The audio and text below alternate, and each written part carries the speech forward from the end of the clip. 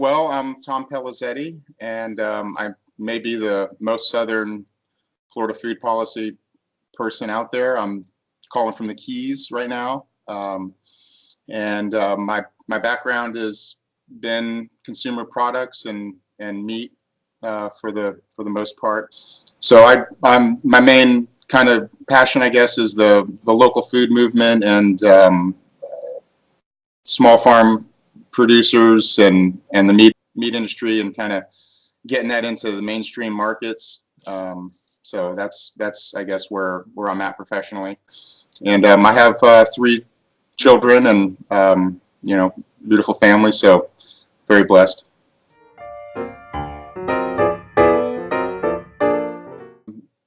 That's where I'm quite not sure what an actual policy is. I just know that the consumers out there. So where I'm coming from is being on the marketing and the sales and on the consumer side, and they're wanting this clean meat movement. They're wanting and there's a lot of wonderful passion out there, and I feel like that's what's really attracted me to the Food Policy Council is it's just all individual people coming from many different directions. And so I see myself as a connector, communicator, facilitator, and I really am just, wanting to plug in as much or as well as I can the meat industry, whether it's the local food movement or sort of like you say, large scale. And that is a great opportunity and very salient point is you see, and that was one of the topics of our conversation, I think, in the June call, is the large companies having such an impact and the consumers really wanting them to move to the clean meat side, that they are doing things like taking antibiotics out and long-term plans. And that's what we look at is most of the industry or most of the meat is big commercial business. So when that moves, that has a large impact, I think, in the overall benefit of that sustainable system. And then on the other end, what we need, I believe, is the ability for smaller regional producers to be able to fill in the more fragmented, smaller markets. And for that, I feel is the consumers are wanting that, and I feel like there's a lot of people, wonderful people that are pouring into that, and they're looking to make a trade and a career out of local meats. It's a kind of an artisan movement, so that's appealing as well. And I think where you see that happening is for example, like with the where the policies make a big impact and what happens at the business level, like with the cool legislation, where before, I guess a couple of years ago when they passed it, it needed to state the country of origin for meats. And that's very important because a lot of times what we forget when we're looking at our domestic meat industry is small and big, but there's also this third dynamic, which is international, especially for like grass-fed, pastured meats. The infrastructure and the agriculture down in, say, Australia, New Zealand, and South America is geared up for that. So they can produce it a lot quicker and better, I guess, more efficiently. And so the cool legislation, what happened there is once that went out, it was hard for consumers really to distinguish between what was imported meat and what was local meat. So now all it has to say is packed in the United States. So that puts the small guys at a big disadvantage because their story doesn't really come to the top. For the regional meats, the only way that they're able to make the market is when their story really connects with the consumer. Like the consumer willingly chooses that because it's going to be more. And there's a lot of dynamics why the cost is more. It basically is to do with the infrastructure and the industrialization of the meat.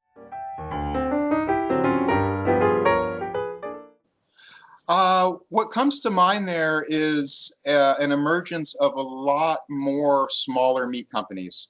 So right now, there's a lot of small meat companies that are trying to make the market, and their challenge is there's capacity to process is very limited, and when they can get processed, it's usually high cost overhead, and it's almost like not going to be making the commercial distribution market where we talk about the vast majority of commercial sales. So the challenge there is, how do we create, or how does processing infrastructure that's a little more sized up, a little more industrial, but not locked up with the big packers? Because that's really what the situation is. The big packers own the plants and they only pack their own stuff, and then there's everyone else. But what you're seeing, and what I believe in the last 10 years, what I've seen is a huge pouring in of people with interest and passion to develop meat. They want to really get to the story in a way that they can connect and at least understand where the meat's from and such. One of the interesting things that you see, like in retail, everyone has known that over the last 20 or 30 years, the butcher has gone out of the meat case, and everything comes in packed and already pre-boxed. They just open it and put it on the shelf. Well, now there's that trend around how to going to see the butcher, and so there's a need for the development of skilled people, artisan meat journeymen that can get into the trade. So I think where I see the food policy and these large systems coming together is, do we look at this at the meat system not so much as an industry and business thing, but as an education?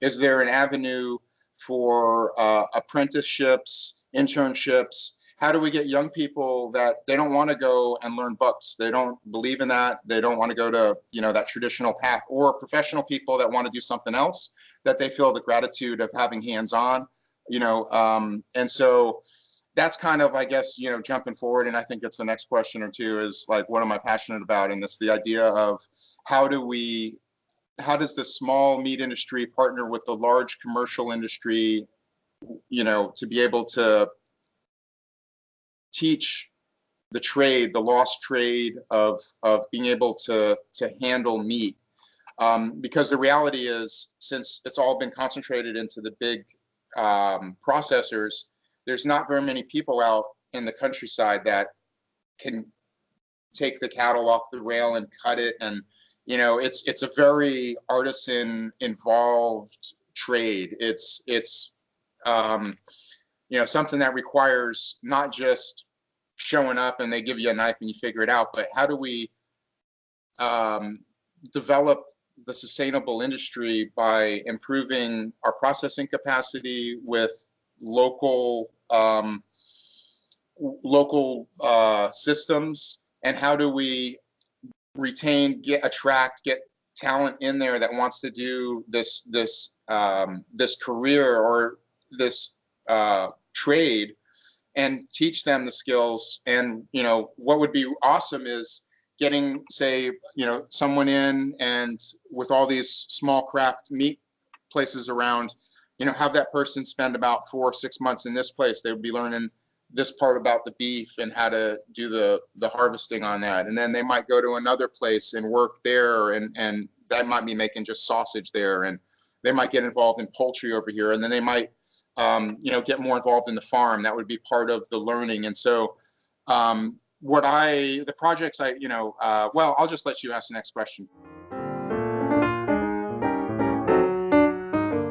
I am excited about, I guess work-wise is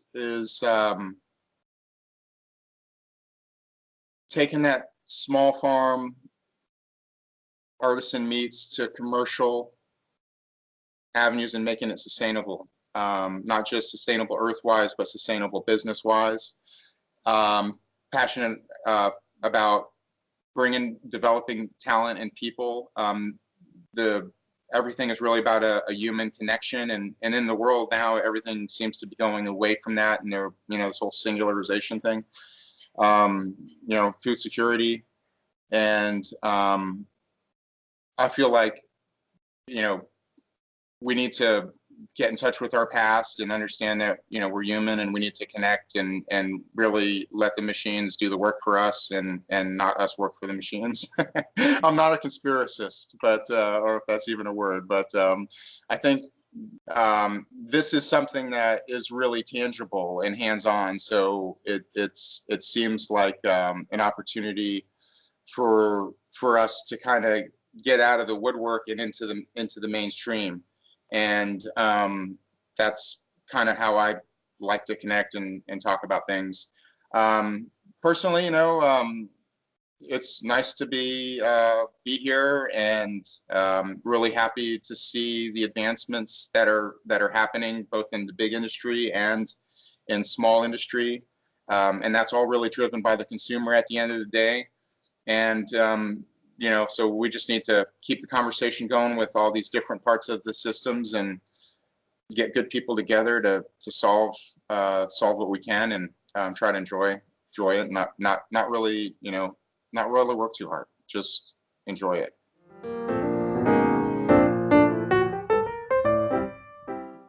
My hopes for the future is where independent, regional, small producers can be able to thrive and compete in a commercial setting and be able to, sustain that.